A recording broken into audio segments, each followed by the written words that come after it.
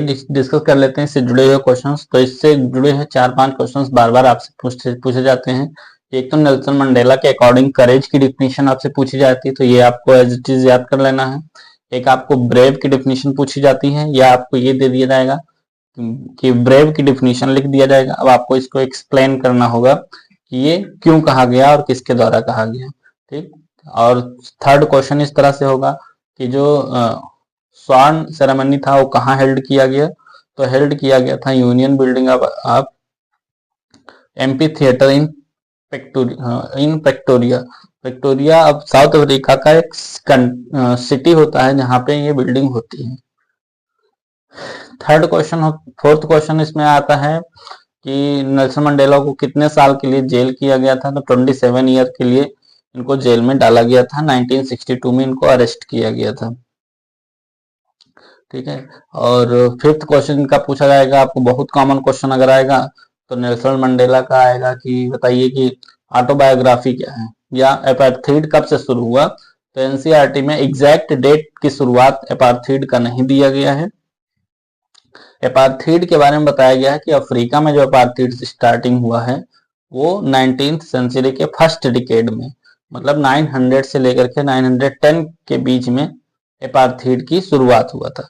और एंड कब हुआ, तो 20th सेंचुरी के लास्ट में, मतलब 1990 से 2000 के बीच में। वही 10 मई 1994 में जब ओथ सेरेमनी हो जाता है, उसके बाद अनाउंस कर दिया जाता है कि आज हम लोग डेमोक्रेटिक कंट्री बन चुके हैं और हम लोग कोई किसी भी प्रकार का डिस्क्रिमिनेट फॉलो नहीं करेंगे।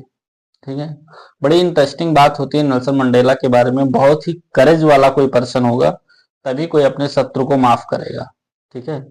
जब 1994 में अफ्रीका एक डेमोक्रेटिक कंट्री बन जाता है तो ब्रिटेन के लोग भी होते हैं और अफ्रीका के लोग भी होते हैं वहां पे, और दोनों के बीच में नेल्सन मंडेला जी ये इस चीज का अनाउंसमेंट कर देते हैं कि आज के बाद कोई भी ब्लैक पर्सन व्हाइट पर्सन के ऊपर किसी भी प्रकार का अत्याचार नहीं करेगा, बल्कि पूर्ण रूप से जो अफ्रीका था उसके ब्लैक प्रेसिडेंट बनने के कारण अफ्रीका कंट्री का गवर्नेंस हो गया था। अगर नेल्सन मंडेला जी चाहते तो ब्रिटेन को भगा सकते थे, मार सकते थे, कई प्रकार के ऑपरेशंस कर सकते थे, उनको उत्पीड़ित कर सकते थे, लेकिन उन्होंने बहुत बड़ा दिल दिखाया और ये चीज घोषित कर दिया कि अभी तक जो जितना भी चीज हुआ था सब भूल जाइए और आज हम लोग नए सिरे से प्यार करना एक दूसरे को सीखते हैं, क्योंकि वी आर ह्यूमन। ठीक है।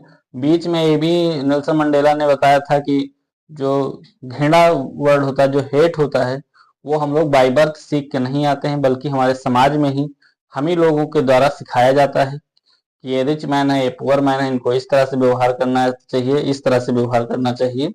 तो जिस तरह से हम किसी व्यक्ति को हेट करना सिखा सकते हैं, सेम उसी तरह से और बहुत इजी तरीके से हम उसको एक दूसरे के प्रति प्यार करना भी सिखा सकते हैं।